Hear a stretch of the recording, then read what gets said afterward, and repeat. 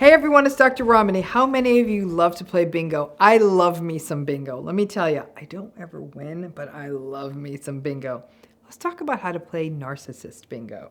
So here's a game for you that may help you manage the narcissistic situations in your life. It's not going to change them.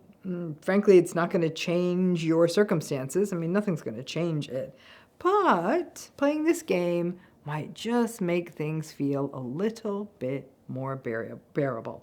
Now, this narcissist bingo idea was born out of a conversation I had with someone who was having to learn to manage a relationship with a sort of a new difficult family member that had come into her life.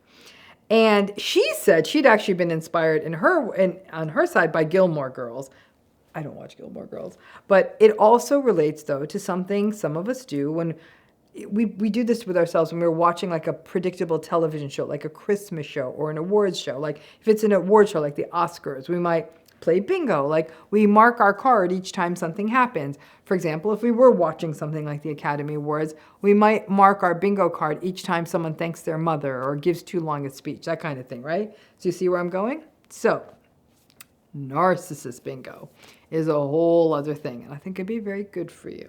In this case, where this idea kind of came from, the person was trying to cope with a narcissistic person that's part of a larger family system, and there wasn't much that she could do about it. She was not going to be able to change this person. The narcissistic person's behavior is terrible, and she had to learn and figure out a way to cope when she encountered this person because she didn't have a lot of options in terms of not going to these events where this person was.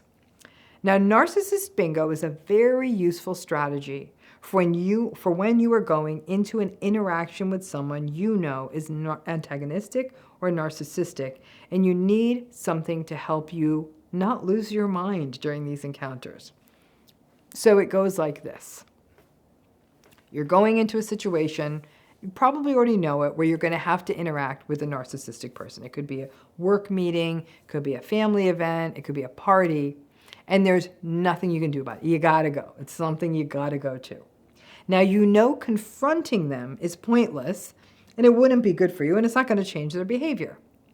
So when you're playing narcissist bingo, you pay attention. And each time they do something toxic, ideally you make a note, but if that's not possible, you can even make a little tick mark on a piece of paper, but try and remember each toxic thing they do and count them up. To play narcissist bingo, you kind of need a number in your mind. I tend to choose 5. 5's a good one because 5 in a row is how the game of bingo traditionally works. So you start counting. So let's pretend you're in one of these situations, right? You're with a family member or whatever. You're making your count. So they make a jab comment about your weight. Boom. They gaslight you when you talk about a story from your past. Number 2. They interrupt you repeatedly when you're trying to share something with the group. Number 3. They roll their eyes or do something contemptuous while you're talking. Number 4. They unfavorably compare you to someone else. 5. Bam! Bingo! Now there's a couple of ground rules. Don't scream bingo, because that would make you seem a little bit off because you're the only one playing this game in your head. If you have someone else playing it along with you, great. Still don't scream bingo. I have to say that when I have used the narcissism bingo technique with clients, it's all they can do to not smile once number 5 hits, which obviously makes everyone else in the meeting or around the table a little confused, especially since everyone is sort of having to deal with this rather narcissistic person. And I have to say, it's usually the narcissistic person who's the one who's the most put off and angry if you do smile. You're smiling because you got bingo. So try to keep that smile under control or just smile inside. Now, I personally like to up the stakes on narcissist bingo and give myself a prize.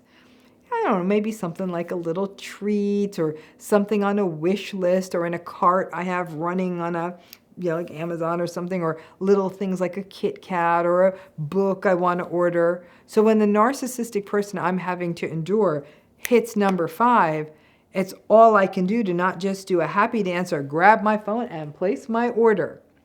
Listen, sometimes the prize I give myself is not a thing. It's an hour of TV time or something like that, or that I'm going to stop working early. But it's a prize, and I'm happy about it. You might be thinking, oh God, Dr. Ramani, are you just being petty? Actually, it's not petty. When we're in a narcissistic situation that we feel like we can't control, monitoring their actions can give us a sense of control. And it can help pull us back out of that chronic state of hurt and anger we feel and recognize that this is a them thing. It's not you. And we can start counting up their attacks. It doesn't fully take away the sting. This sense of what the hell am I doing even interacting with this toxic person? What's wrong with me? Might be happening. But in many of these cases, these may be obligatory interactions we just can't dodge. Older parents, extended family, in-laws, icky colleagues, terrible bosses. It's always great when the meeting's on Zoom because you can totally write it down. No one can see. And you can order your prize right then and there without folks noticing because you could be on your phone, right? So when we can give ourselves even these little tiny tools to cope in real time, game it up a little bit, but perhaps lift some of the self-blame and really put a finer point on that idea that it's not you, it's them. It can go a long way to radical acceptance and coping with the BS that is the narcissistic relationship. Now, for those of you in narcissistic relationships with people you live with, that's a lot of games of bingo, and you cannot buy yourself that many prizes. But once you hit that 5, and that might happen several times a day, it may be a sign to take some kind of break, to breathe, to do something to bring yourself back into you. Because listen, after you hit 5, you're starting to get worn a little thin. I have to say, I like to suggest some variants on the whole bingo thing too. I sometimes do a sort of latency thing. I time how long it takes a toxic person to drop the first bomb, and I make a bet with myself on how long it's going to take them, like in an hour. And I'll say, in an hour, they're going to say such and such. And if they go longer than an hour, then my bet doesn't pay. But it's just a way of managing the dread that these relationships can raise. When the bad thing happens, whatever it is, an insult, a victimized complaint, a gaslight, a tantrum, the tension sort of relieves, especially if they do it early enough that you win the bet, because you do win the bet. And you're like, oh, I know I read that situation right, and I get a prize. I don't necessarily recommend you making a bingo card. Obviously, every narcissistic relationship is different. Some of you are dealing more with the woe is me, victimized nonsense. Some of you are dealing with passive-aggressive stuff. Some of you are dealing with judgment and shaming. Some of you are dealing with lots of gaslighting. Some of you are dealing with coercive control. So unless you made a bingo card personalized to your narcissistic relationship, it's kind of hard to make universal ones. So count those toxic behaviors up. Have your prize picked out. You know, like at a carnival, when you go to the carnival and you throw and you get the hoop around the clown's nose or something, you get to pick a stuffed animal. This is sort of like that. Except the one thing I got to tell you, you are much more likely to hit bingo during a dinner party with a narcissist than you are ever to win a carnival game. Good luck.